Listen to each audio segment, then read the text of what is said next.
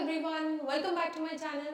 सो guys, हम लोग कर रहे थे केमिकल रिएक्शन एंड इक्वेशंस, जिसमें हमने बैलेंसिंग वाले स्टेप्स एंड प्रोसीजर्स कंप्लीट कर लिए थे।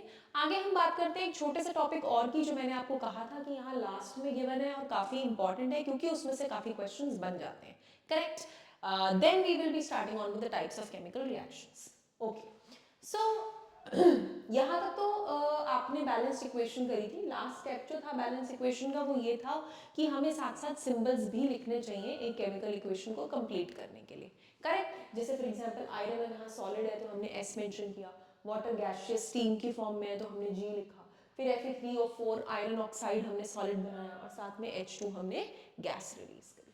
So note that the symbol G is used with water to indicate that the water is in the form of steam. ठीक है? Usually physical states are not included in a chemical equation unless it is necessary to specify them. Usually क्या होता है, जरूरी नहीं है कि हम physical state include करें, लेकिन हाँ एक chemical equation बहुत अच्छे से chemical equation balance state में अगर आपको लिखनी है तो ये लिखना mandatory होता है। ठीक है? Sometimes the reaction conditions जैसे temperature, pressure, catalyst, जो भी reaction ऊपर बता रहा है और below the equation, कुछ reactions इस तरह से represented होते हैं। Like for example, carbon monoxide जो कि gaseous state में है, वो हाइड्रोजन के साथ रिएक्ट करता है जो कि खुद gaseous state में है at 340 atmospheric pressure. At pressure conditions उसकी different है, normal atmospheric pressure नहीं है, and it forms CH3OH. ठीक है जी।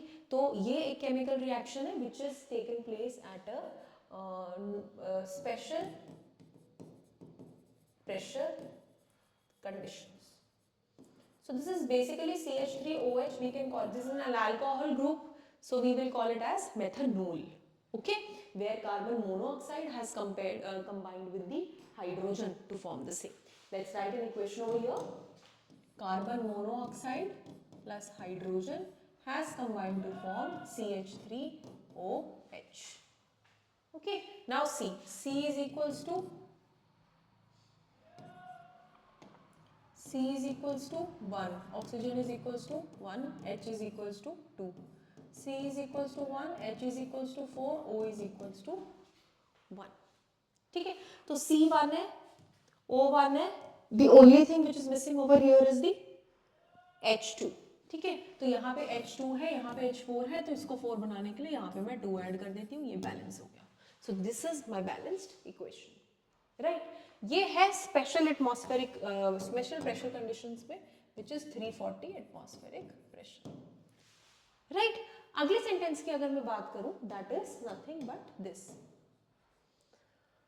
photosynthesis. Now what is photosynthesis? Photosynthesis is carbon dioxide plus water combines to form glucose, C6H12O6, and as a result we have the formation of oxygen, we have the formation of water. This is the photosynthesis equation if you know.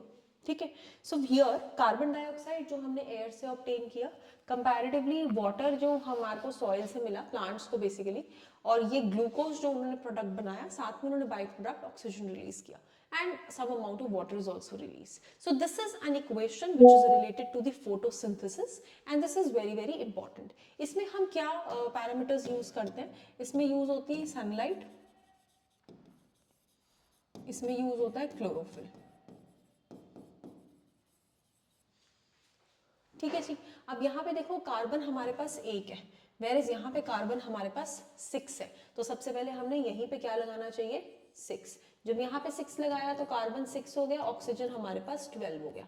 यहाँ पे H2 है, oxygen 1 है, यहाँ पे carbon हमारे पास 6 है, H हमारे पास 12 है, O हमारे पास 6 है, O हमारे पास 2 है, H हमारे पास 2 है, O हमारे पास 1 है। तो देखा जाए तो वाटर और वाटर तो वैसे ही है एज इट इज, लेकिन हम ऐसे छोड़ नहीं सकते ना। अब यहाँ पे अगर आप देखो तो सबसे हाईएस्ट क्वांटिटी हाइड्रोजन की है, हाइड्रोजन यहाँ 12 है, यहाँ 2 है, तो 14 हाइड्रोजन हो गया प्रोडक्ट्स वाली साइड, और यहाँ पे हाइड्रोजन सिर्फ कितना है? 2। ठीक है, तो 14 से भी ज्यादा रादर हमें चाहिए होगा। ठीक है, तो इसी तरीके से जब हम इस इक्वेशन को बैलेंसिंग पे लेके आते हैं तो यहाँ पे भी एक यहाँ पे 12 ऐड होता है, ठीक है, यहाँ पे 6 ऐड होता है और यहाँ पे भी 6 ऐड होता है, तब जाके ये इक्वेशन बैलेंस होती है। इतनी मुश्किल इक्वेशंस आप लोगों को बैलेंस करनी नहीं आएंगी, बट ये तो फोटोसिंथेसिस है, नॉर्मल इक्वेशन है, हम सबको इसके बारे में पता है, तो इसलिए आपको इसे ऐसे लिख के रिप्रेजेंट करना है। ठीक है जी, तो ये हमारा फोटोसिंथेटिक इक्वेशन हो गया। करेक्ट, आप देखोगे तो यहाँ ग्लूकोज के यहाँ एक्वस लिखा हुआ है, एक्वस क्योंकि वो डिजोल्व फॉर्म में बनता है, राइट। फिर ऑक्सीजन और वाटर जैसे जैसे रिलीज हुए उसी हिसाब से उनकी प्रेजेंटेशन वो लिखी हुई है। कार्बन डाइऑक्साइड और वाटर ऑक्सीजन दोनों एक्वस लिखे हैं क्योंकि they are in the air in the combination with water as well.